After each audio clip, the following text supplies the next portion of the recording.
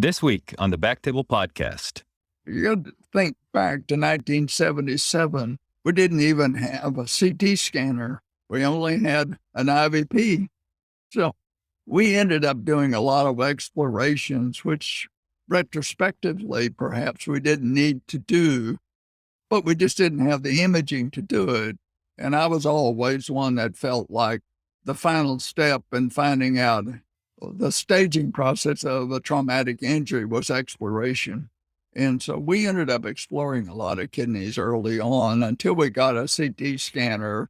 And, if you look in the literature, you see that the first CT scan trauma information was coming out of this hospital because we got a CT scanner in 1979.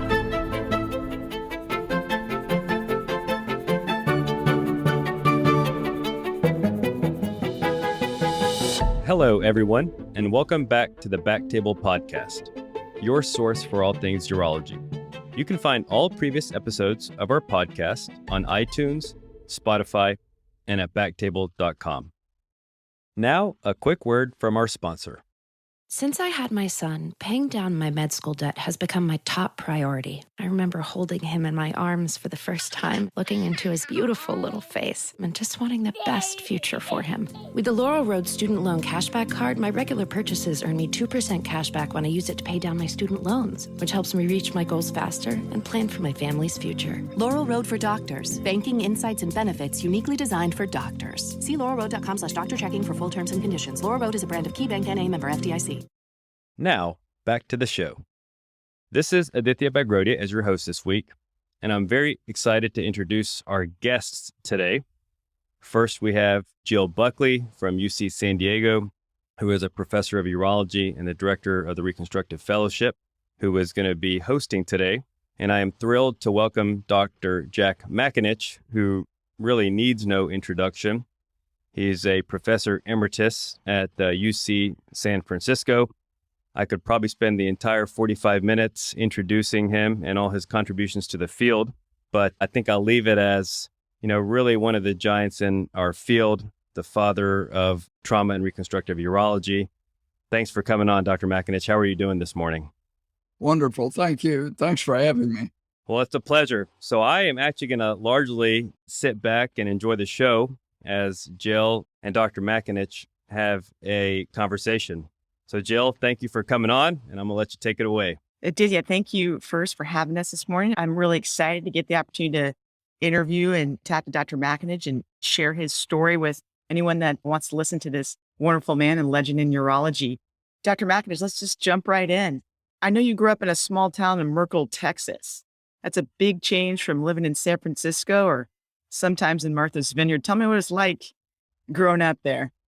Well, Merkel, Texas is this small little farming ranching town due west of Dallas, about 200 miles.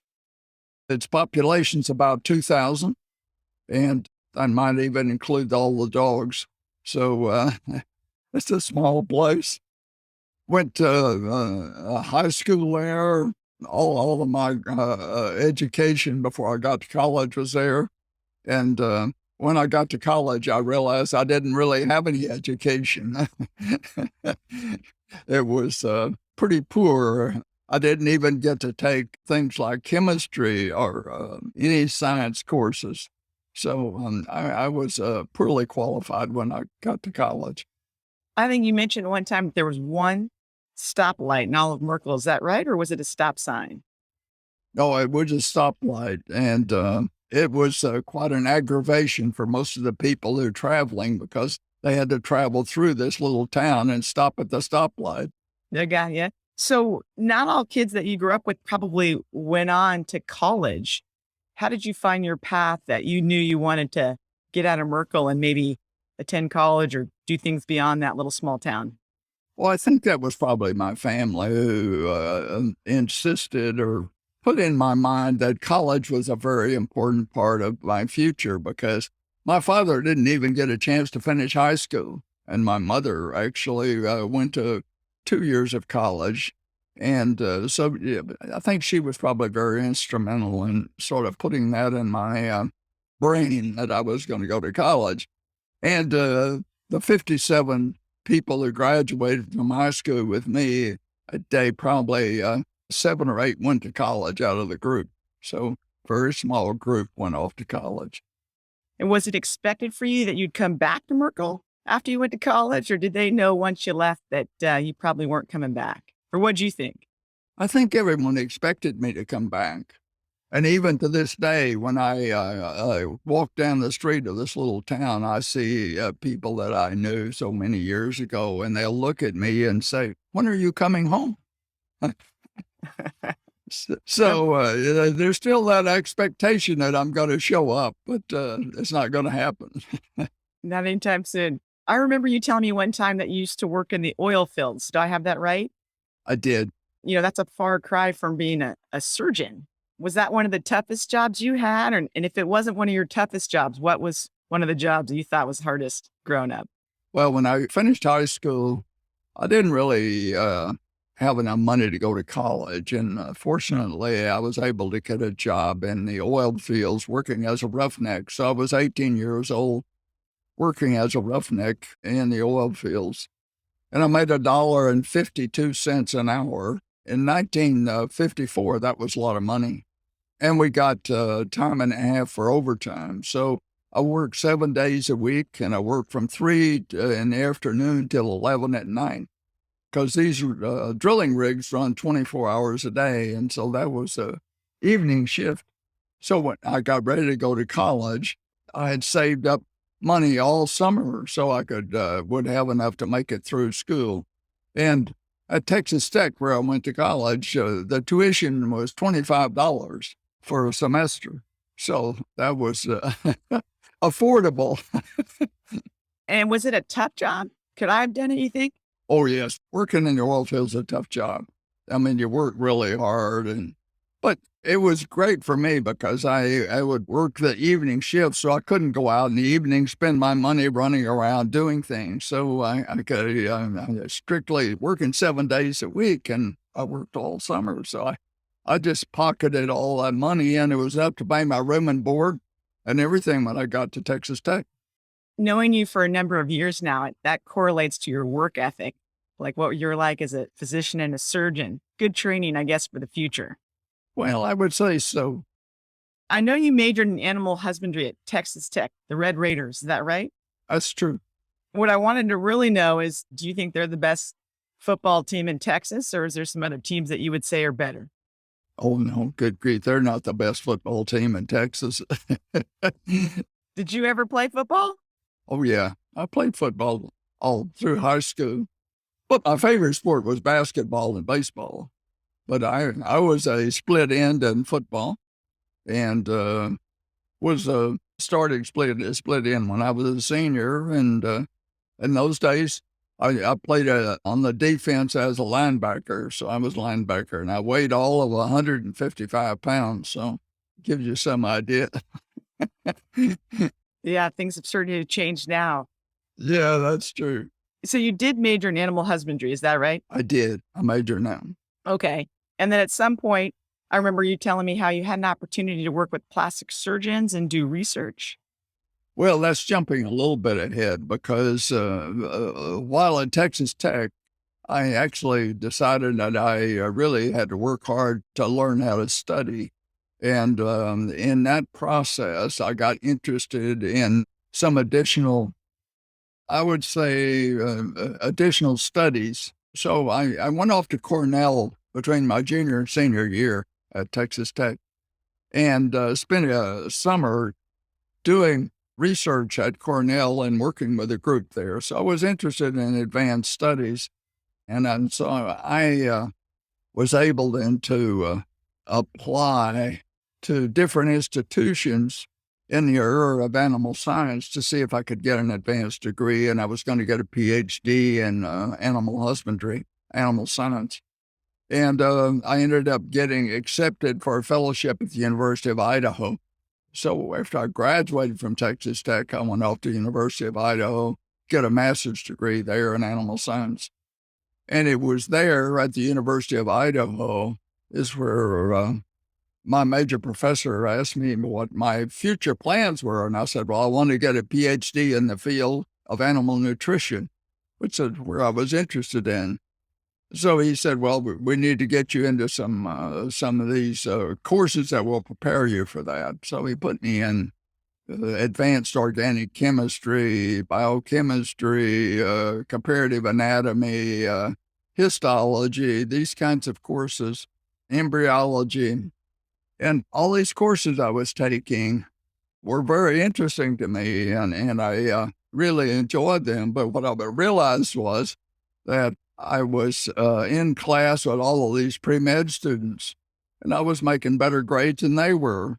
So it kind of gave me an idea that maybe I was shorting myself a little bit, and I began to think I might not want to change cows the rest of my life. And so I began to think maybe I might change my career focus and consider medical school, since I enjoy the science and I like working with people. And that was a disadvantage in animal husbandry or animal science, because I'd just be working with cows, and I wasn't sure I wanted to do that the rest of my life. So then I started applying to medical school. And fortunately, I was accepted to medical school at the University of Texas in Galveston, the medical branch in Galveston. So that's where I ended up in 1960. That was 2 years after graduating from Texas Tech, and 2 years after I was at the University of Idaho, where I got my master's degree and also got all the coursework done for my medical school. Well, that's great, Dr. McAninch. So I think it's safe to say that for the urologic field and all your patients as a whole, it's quite fortuitous that you switch from kind of a veterinary path to a more human-based option. So that took you back to Texas, maybe not back to Merkel. And now you've clearly identified that it's going to be medicine for you. And is it around this time that you had some interfacing with the plastic surgeons? Yes, that's true, because when I got to Galveston, I didn't really have any money. My family wasn't able to be that supportive. And so consequently, I was able to pay the tuition. Tuition in Galveston that time was $375 for the year. So that was rather inexpensive for a medical school education. And so I was able then to start to look around to see if I could get some additional support. So I checked around in the medical center, and the plastic surgeons had the most money, it seemed, because they had a lot of research going on. And so I went to the chief of plastic surgery, who was Truman Blocker. And Dr. Blocker, I had an appointment with him as a freshman, and I can't believe I had the courage to go talk to him. But when I did and spoke with him, well, I told him I didn't have any money. I needed a job. I had experience in research. And if he had any position, would he consider me? And before I left his office, he said, "You're hired." So I went on the payroll of plastic surgeon, Truman Blocker's payroll, all the way up until I finished medical school. I worked for him for 4 years. And during that time, I got very interested in plastic surgery and worked in the operating room with him a great deal before I ever finished medical school. So, Dr. McAninch, you've finished medical school. You've got some influence from plastic surgeons. What was next in your career? I think you had a big component was the military. When did that happen? And tell me how you transitioned and what was going on then. Well, throughout this early part of my career in my life, money was always an issue because I didn't really have adequate funds to do very much. So when I finished medical school at Galveston, I didn't really have enough money to leave Galveston, and I didn't want to stay there, even though it was a wonderful medical school. And Dr. Blocker had expected me to be a plastic surgeon. And to be a plastic surgeon, at least in his program, I had to do 4 years of general surgery after my internship, and then 3 years of plastic surgery. And at that time, I was married and had a 1-year-old child. And so I just told Dr. Blocker, I said, I can't do that, Dr. Blocker. It's just too much. So I just can't do plastic surgery because it's too demanding, and I just don't have the funds to do it. So he said, well, why don't you become a urologist? That's a very good area. And if you did it in the military, you'd be really well trained and skilled. And I began to think about that because the military would move me off Galveston Island.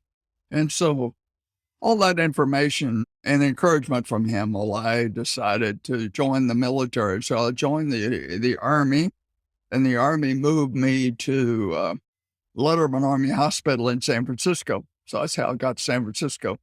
So you went into urology, not knowing it because somebody suggested it, and the military, and they were all kind of just practical decisions? Yes. The urology department at Galveston almost non-existent. So I had no experience in urology, but I knew enough about it that I thought, gee, this could really be an interesting area, and that there would be very little nighttime work, which was a misnomer now. But I thought it would be perhaps a good specialty, and it was surgical oriented. So I was very happy about deciding on urology. And when I got to Letterman in San Francisco, we did rotating internships. So everyone did exactly the same internship. We did a rotating internship. And so what year did you join the military, and how long were you there? And I know part of the time you were in Germany, weren't you? It's part of your career. Well, what happened was I graduated medical school in June of 1964. Started the internship the 1st of July, 1964. Did a year of internship there at Letterman in San Francisco. And they accepted me for the urology residency, which was an additional 4 years of training to start right away. And so in 1965, I was sent to do a year of general surgery at Fort Hood, Texas. So I went back to Texas to do a year of general surgery. And that was a wonderful year because that year of general surgery, I scrubbed with board certified or board qualified general surgeons the whole time I was there. And they were either my first assistant or I was their first assistant. So it was a very good year. I learned an awful lot. Then I came back to Letterman in the summer of 1966 and started the urology program, which was 3 years of clinical work, finishing in 1969. Yeah. And then did you go to Germany? Was I right about that? Yes, you were correct, because I finished my residency in 1969. And at that time, even though the Vietnam War was going on and we were loaded with Vietnam veterans and injuries and so forth at Letterman, we had 1,800 patients in the hospital there during my residency. 1,800? 1,800 patients were in the hospital at Letterman. So we were overwhelmed with work. It was very sad to be seeing all of these injured soldiers coming back and taking care of them. But it was stimulating in a way for education because I learned an awful lot about acute care medicine and acute care urology, about reconstructive surgery. So from a learning standpoint, it was a wonderful experience, but a very sad experience from the standpoint of a war in Vietnam. That was so terrible. So anyway, I finished the residency in 1969, and I was sent to Germany for 3 years. And with my family, he went with me. That must have been an amazing experience. And then obviously very difficult, but for all the work you were doing there. And then you came back. Did you move back to the Presidio when you came back from Germany? I finished my training, or not my training, but my time in Germany, which there I was just working as a full-time urologist, taking care of everything that was coming in, from pediatrics to female to adult male urology. So we had a busy practice in Germany. And then when I came back to Fort Ord, California. At Fort Ord, I was only there 1 year before I was asked to come back to Letterman to be on the faculty at Letterman. So then I came back to Presidio, San Francisco, after just 1 year at Fort Ord. Yeah, I remember walking through the Presidio and looking at the old military housing. What a great place to be stationed. Beautiful views of the city and the bridge, and just a beautiful city to be a part of. I know it's that you're pretty fond of that area. Oh, yeah. No, the Presidio, I drive on. I was over on the Presidio yesterday, as a matter of fact. For what reason, I don't remember, but This is gorgeous. yeah, we go there often. And then tell me, how did you get connected with Dr. Tanago, Dr. Emil Tanago? How did you guys hook up? Because I know he eventually recruited you at UCSF. Yes. Well, I was started on the faculty at Letterman in 1973, so I was a very junior person, only 4 years out of residency to be coming back to be a faculty member. And fortunately, we had arrangements in the training program to have consultants come once a month.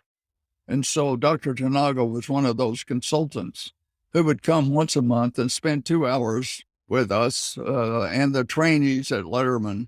So the faculty and the trainees were always involved with the consultant. So there were like 5 of us. So during that time, you really got to know the consultant well, and the consultant got to know each of us rather well. And in addition, we had Dr. Stamey coming from Stanford and Dr. Duncan Govan from Stanford coming. So we had 2 Stanford professors, and Dr. Tanago, the professor at UCSF, would come. And in addition, we'd go to the grand rounds at UCSF every Saturday morning, and we also presented our M&Ms there. So there was always a lot of discussion that went on in between. So you had a connection with Dr. Tanago, and then how did the relationship foster that he recruited you to be part of his faculty? Well, Dr. Tanago did not become the chair at UCSF until 1977. And that's when Dr. Don Smith retired. And Dr. Tanago became the first full-time chairman at UCSF, a full-time professor. So he was the very first one. Everyone else had been a clinical professor who did have their own private practice, but that was not true of Dr. Tanago. And so in his agreement to become a full-time chair, he could hire people to build his department as full-time people. And so he was looking for someone to cover and be a full-time person at San Francisco General.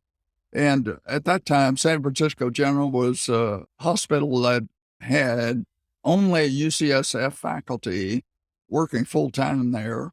So he asked me if I'd be interested in that position, and I certainly was. And so that's what prompted me to get out of the Army and accept the position as a full-time person at San Francisco General. And so that's how I ended up at San Francisco General. Yeah. Now, Dr. Tanago, was he the kind of guy you could say no to? You know, I only knew him when I was a resident. He was sort of at the end of his career, and he was a big teddy bear. What was he like when he was starting that to work for him in the mid-'70s and late '70s? Well, you have to recognize that Dr. Tanago grew up in a totally different kind of arena as far as academic medicine was concerned in Egypt, because the chief was the person who controlled everything, and whatever the chief said went. So there's usually no discussion. And that was pretty much true, I think, of Dr. Tanago. But he was very kind and encouraging and very, very supportive, because he realized that I was going to be at a place working by myself, basically, and with 10 full-time general surgeons whose focus was on trauma.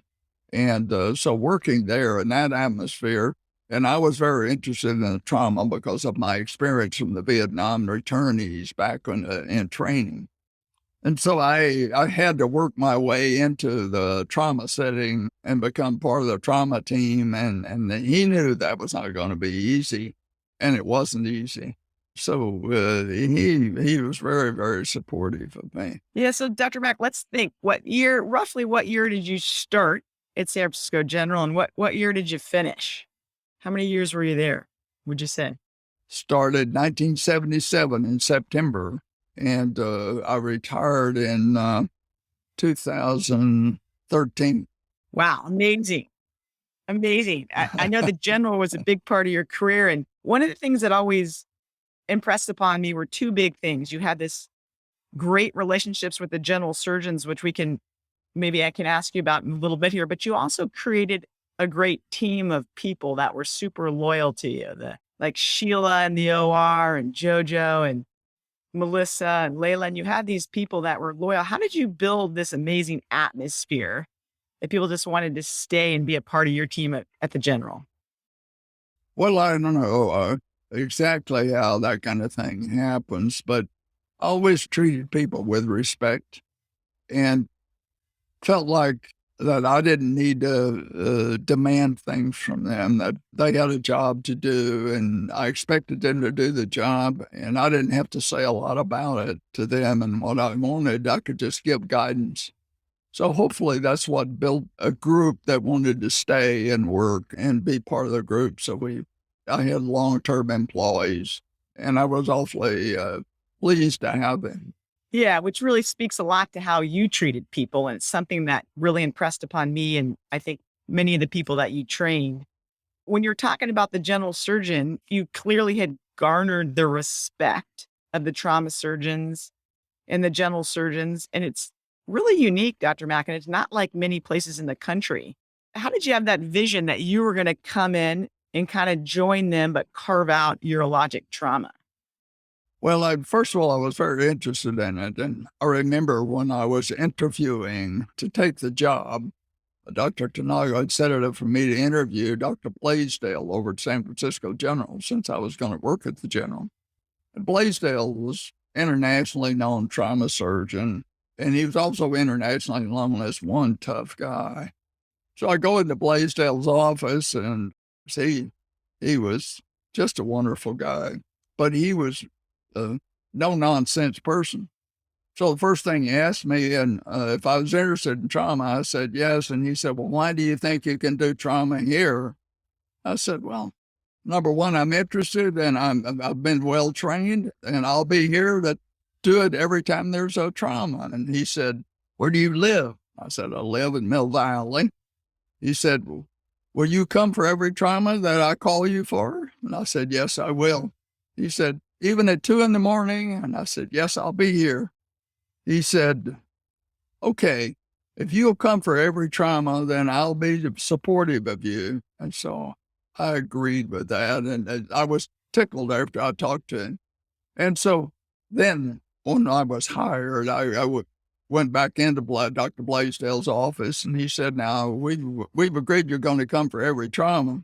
And I said, yes, I'm going to come for every trauma. But if your general surgeons do a urologic procedure, I'm going to be in your office the next day complaining. And he said, that's a deal. And so it probably 2 or 3 weeks went by, and Don Trunke, who was one of the prominent trauma surgeons here, took a kidney out or did something, and he didn't call me.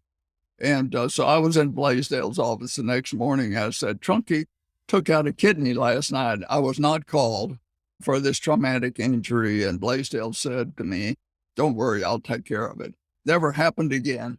They always called me.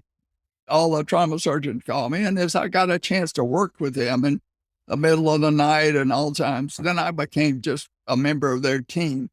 They always called, and they always knew I was going to come. And I was always there with the residents. And so our residents learned, their residents learned, and I learned. So it was a really a terrific opportunity, and I enjoyed doing that. No, it sounds like it. And it sounds like he trusted you, and you went right in and said, hey, this is our domain. And he backed you up. And then from then on, it was sort of smooth sailing, would you say? I would say that it was. The thing about it is, they looked at me as a general surgeon who did urology. That's really the way they looked at me and considered me. And there'd be times when we'd get overwhelmed with trauma, and they would call me to do general surgical kinds of trauma things. And so it was really a mutual kind of respect for the general surgeons and myself, and I had great respect for them. So it was a wonderful relationship. Yeah. I love the way you phrase that, Dr. McAninch. They viewed you as a surgeon first that did urology. And that's really how you had built your career. right? With all your experience in the military and the trauma and now coming working side by side with them. Well, I can say for all of us I trained under you, as you recall, as a resident and as a fellow. And by the time we came through, nobody crossed that line. If there was any urologic trauma, we were always called. So clearly you had the respect and that collegiality ran deep. Now, from that relationship and your extensive experience in trauma, you're kind of known as the father of urologic trauma. Were there any real pivotal moments in your national and international career? Did you feel like renal trauma or bladder trauma was a major aspect? Like, you've had so much experience. What were some highlights of doing trauma in your career and writing about it? Well, just from the trauma standpoint, I guess the traumatic injuries that were most challenging and the most interesting was the kidney injuries. You got to think back to 1977. We didn't even have a CT scanner. We only had an IVP. So we ended up doing a lot of explorations, which retrospectively perhaps we didn't need to do, but we just didn't have the imaging to do it. And I was always one that felt like the final step in finding out the staging process of a traumatic injury was exploration. And so we ended up exploring a lot of kidneys early on until we got a CT scanner. And, if you look in the literature, you see that the first CT scan trauma information was coming out of this hospital because we got a CT scanner in 1979 and we started using it. And that began to change what we did and helped us stage these injuries much, much better as time went on. And the kidney injuries themselves, knowing how to do the exploration, I had a way of doing it where I always got vascular control very early before we ever explored the kidney. We had control of the vascular system. We cut the renal loss, the kidney loss here, San Francisco General. We cut it down to a low percentage, whereas otherwise, before I got here, it was 50% of the time, if the kidney was explored, it came out.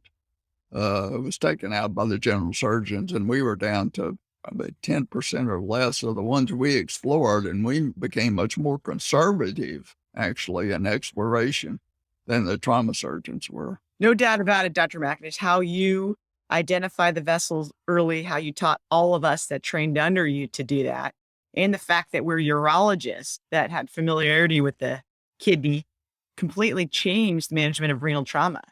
So what a huge, huge, huge contribution. Really something amazing.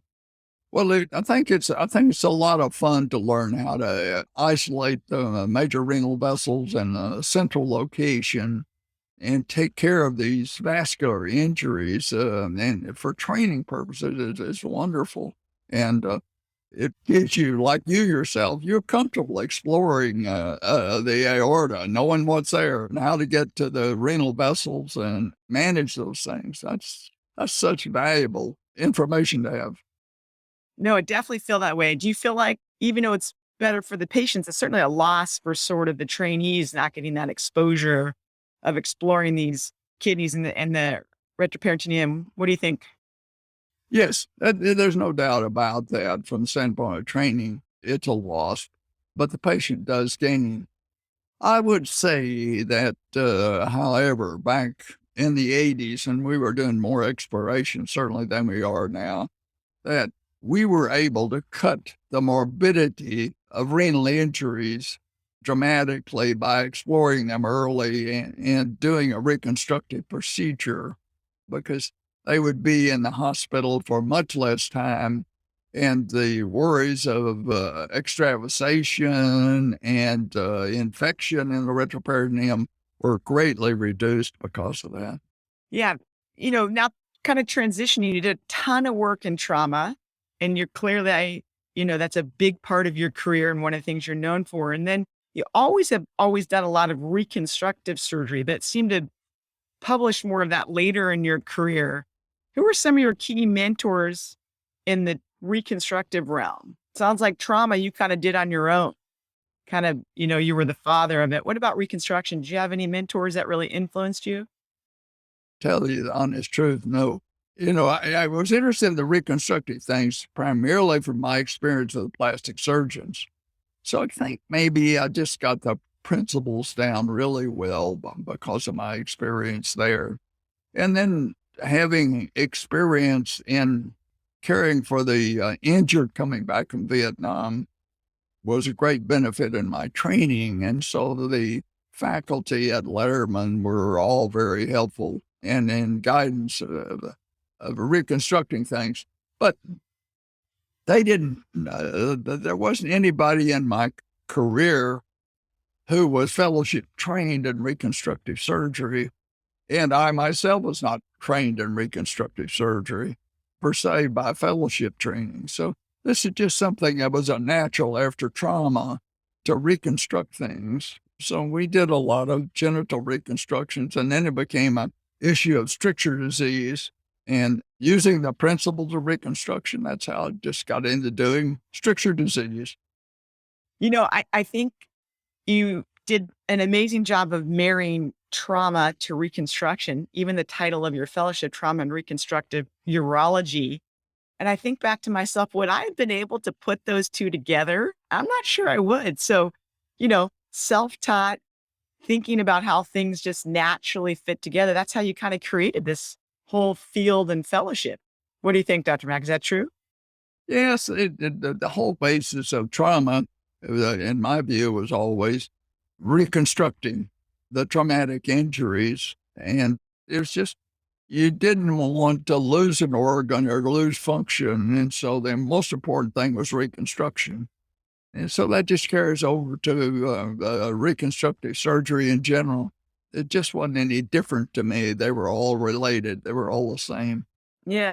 And Dr. Mack, I know you taught residents for years, and then at some point you just decided to create a fellowship.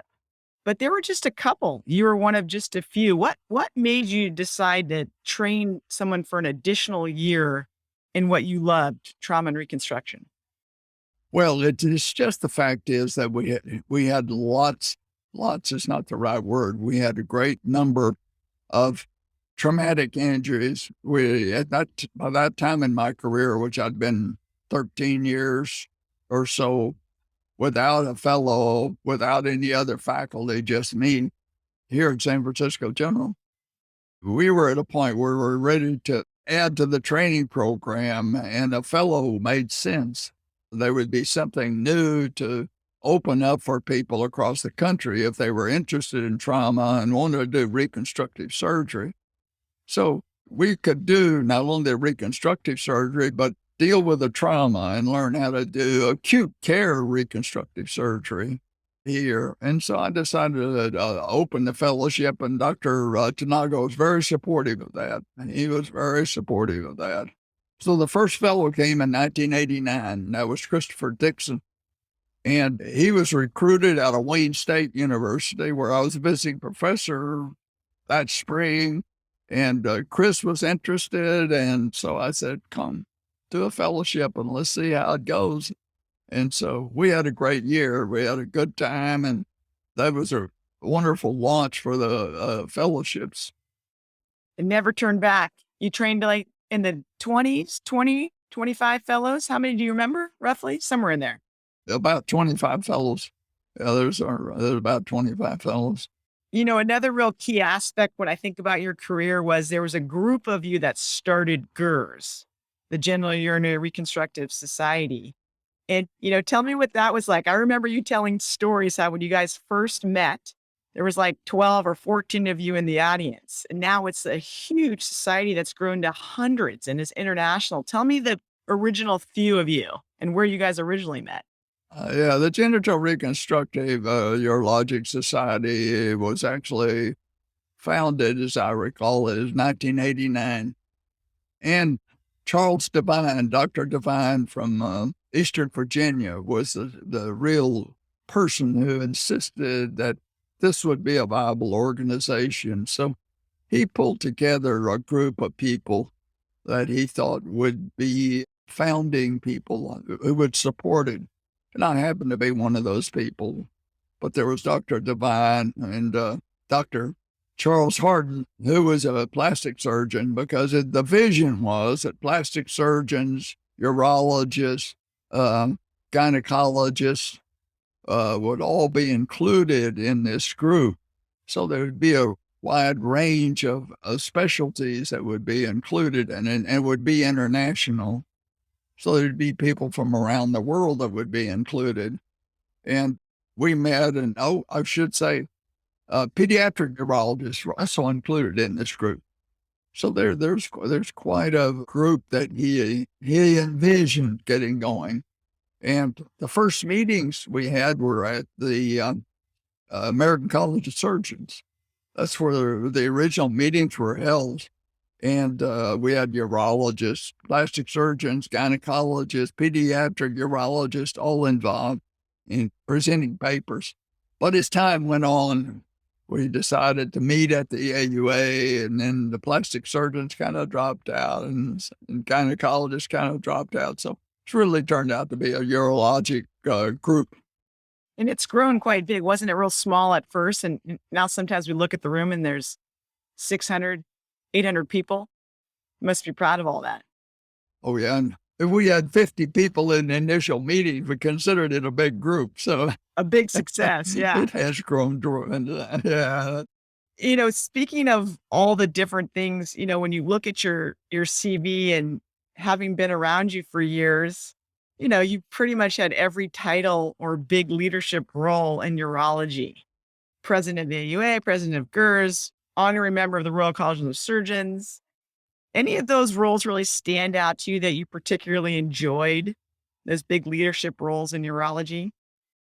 Well, I would say yes. There were two that were really important to me. One was president of the American Board of Urology and president of the AUA. Those were big roles. I was always interested in the side of medicine that dealt with the socioeconomic aspects of medicine.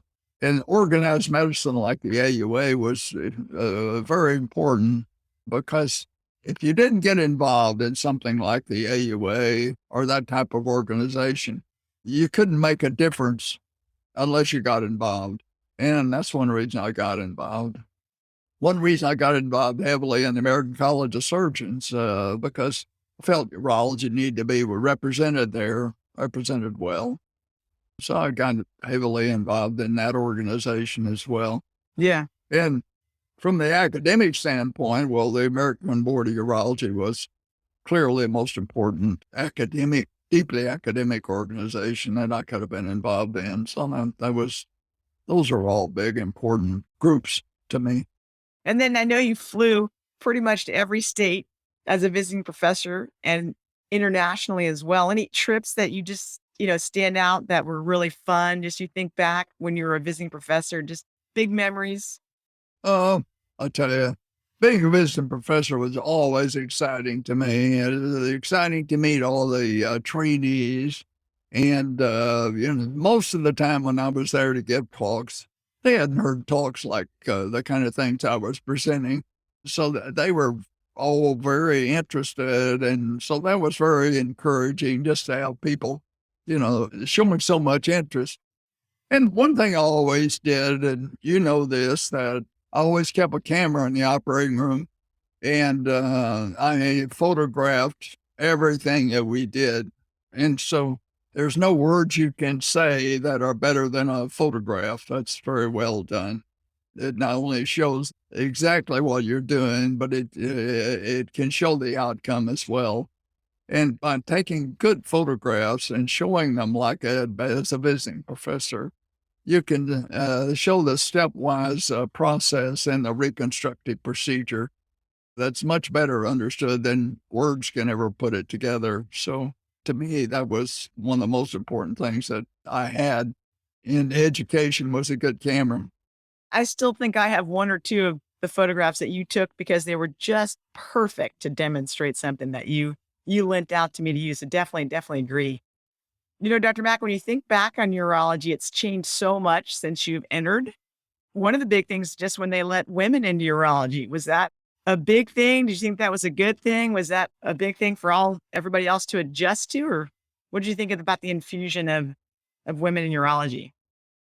Well, I never really thought that there was any difference.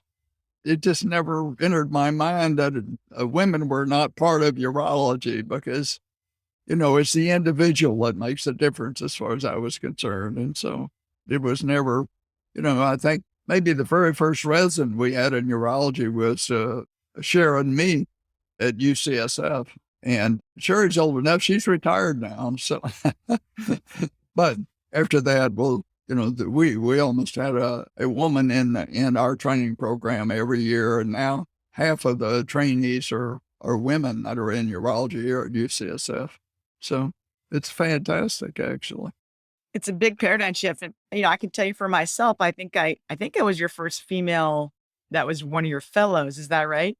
That's correct. You were the first female fellow that I had. That's right. Yeah. And I was grateful that you were willing to, take I don't want to say a risk, but be open-minded enough to train the generation. So for all of us that have that opportunity, it was a big decision for me to do that and was probably the best career decision I ever made.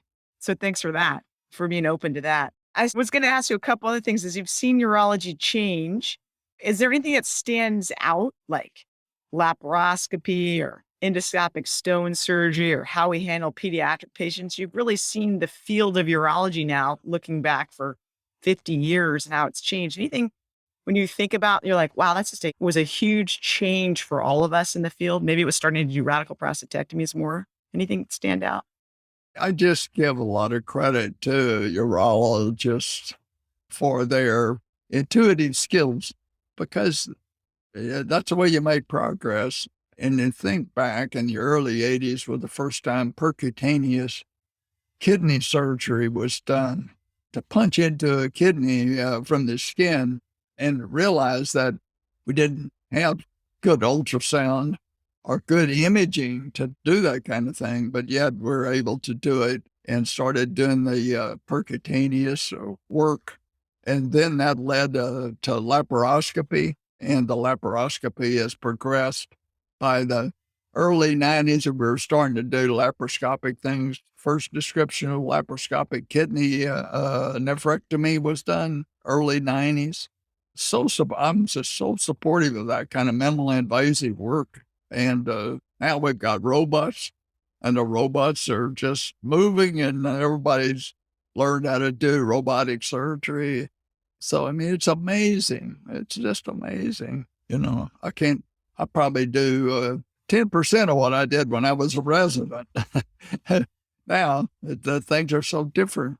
And now we're doing ureteroscopy. We never had a ureteroscope until 25 years ago, perhaps. I can't remember when, but it's amazing what's happened and how we've advanced. Yeah, I remember, Dr. McAninch, there was one time we did a laparoscopic nephrectomy together and you hadn't done much laparoscopy. Do you remember that experience? Yes, I remember it very well. You were my coach. I was your coach. And I was doing this. And I was very stressed because here I am, you're my mentor and you were amazing. Just, you took your principles and you did it laparoscopic, but as your trainee and your fellow, was a bit intimidating to be telling you what to do. Don't do this, don't do that. But you did a great job. That was a pretty fun experience though, right? It was a wonderful experience. I wasn't even nervous about doing it. Your first laparoscopic case of any kind. That's the first time I did any laparoscopic case myself. And you were there guiding me to do it. And I was very comfortable with all that. I didn't realize that you were nervous about it. Well, it was more that, me telling you what to do. That was a change in our relationship at that point. It was like yesterday.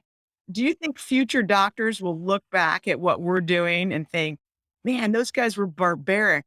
I think they're going to sometimes say that about some of our reconstructive techniques, how we take these huge swaths of tissue out of the mouth. Do you ever think about that? All these patients you've treated for years?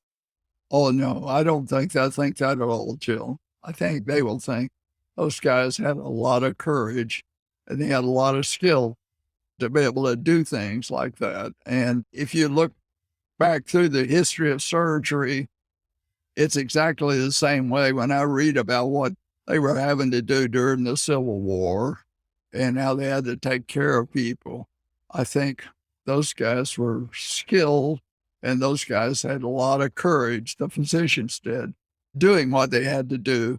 And I think they feel the same way about us. Well, I hope so. You're probably right. So, Dr. McAninch, what case did you most like doing in urology? And which case did you least like doing? Do you have any favorites? I think really, honestly, my favorite cases that I really enjoyed doing and found the most challenging were the renal trauma cases. And the reason was that you'd get called and you knew there was a renal injury, but you didn't have any idea what you were going to find. And so when you got there and you started the process of getting to this injury, you still didn't know what you were going to find until there it was. And then you had to make decisions quickly, rapidly, and effectively. And I found that challenging and a lot of fun. And then after you've done many, many of those, then you begin to realize that your decisions is what really made the outcomes positive. The outcomes are so good then that it was just really a lot of fun to do those and see great outcomes and patients recover. And it's just really rewarding. So the renal trauma was probably the most challenging, interesting cases that I did. Now, when you go to reconstructive stuff, like genital reconstructive things, honestly, you can't get into more challenging stuff than that. That's very challenging work. Rectourethral fistulas, those kinds of things, just, then radiation comes in and adds to that, makes it more complicated. And so it's just, some of those are massive reconstructive challenges. But I couldn't say that what was things I disliked doing the most. Oh, most of it's probably related to radiation injury. Those are the ones that I really dislike doing because the outcome was just so questionable every time you did it. You just never knew for sure it was going to be a good outcome, and I didn't like that because I knew in spite of what I did, I might lose, and that stuff. Yeah. I remember at the end of cases when we were wrapping up, you would say, "All right, team, we're not in Dallas anymore." Where did that saying come from? Well, when I worked in the oil field, and that was what we were talking about. After I finished high school, I was working in the oil field every summer, but in college too. We'd be out in 105-degree temperature working hard. And when we sit down in the shade of the tree, well, my coworker and I would say, it's just like being in Dallas. Because we consider Dallas some special place, you see. Got it. And so that's where, it's just like being in Dallas it means that you've reached the best spot you can be in. Got it. Yeah. So maybe just one last question. When you think about it back on your career, or how you did things, would you work harder, work less, or do you think you got it just about right? Because clearly you've had just an amazing career full of so many highlights, national trips, international trips, friendships, kind of unbeatable. What do you think, Dr. Mack? I never think too much about the amount of work I did, but you do as much work as you have to do or you need to do. And I guess for me, the most important thing is the work you do is quality. All of it's got to be good quality or don't do it. And so that was clinical work as well as the other work. And so it takes a lot of effort, but I couldn't be more pleased for the outcome for me. And I've done just exactly what I wanted to do and accomplished what I wanted to accomplish. And so I feel very, very fortunate and blessed to be where I am right now. And I'm still working, so I'm happy. I think one of the beauties of it all is it wasn't planned. You just kind of went with things and you put your best foot forward and things really worked out. Yes, that's true. Things just worked out. And that's the way it'll be with everyone's career. You start out and you take advantage of whatever opens up for you. And if you really take advantage of it, it's like you're taking advantage of using the robot. Here you are. But the principles are just the same as you learned here at UCSF. That's right. Dr. McAninch, you would have loved doing more on the robot. No doubt about it. I would have. Yes, I know I would have. I'd have gone after that right away. Well, listen, I just wanted to say, thank you for taking the time to spend with us on BackTable Urology. And, I'll speak for all of the people that you've trained over the years, the residents, the fellows, the faculty you've mentored, the friendships you've made. I mean, I think, you're one of these people that just impacts people and you leave an imprint. And I think if we're, have just 10% of the kind of human being that you are, and we can transfer that to the next generation of trainees and colleagues, then, it'll be really special. So you're a special guy, Dr. McAninch. We're so grateful that you're part of urology and you're, I'll speak for myself, part of my life. And so it's been really amazing to talk to you today and record this. Thank you so much, Jill. Probably the most important group that exists to me are my former fellows. You're one of those. And the fellows are what carries on my legacy. So I so appreciate what they are, what they've done, and all the accomplishments that they've done. They're leading the world in the field of reconstructive urology. So I'm so proud of all that. Thank you very much for having me. It's been a lot of fun this morning talking about all this. All right. Thanks, Dr. McAninch. Thank you.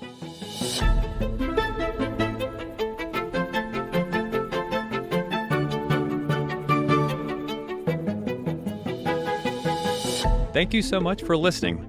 If you haven't already, make sure to subscribe, rate the podcast 5 stars, and share with a friend. If you have any questions or comments, DM us at _BackTable on Instagram, LinkedIn, or Twitter. BackTable is hosted by Aditya Bagrodia and Jose Silva.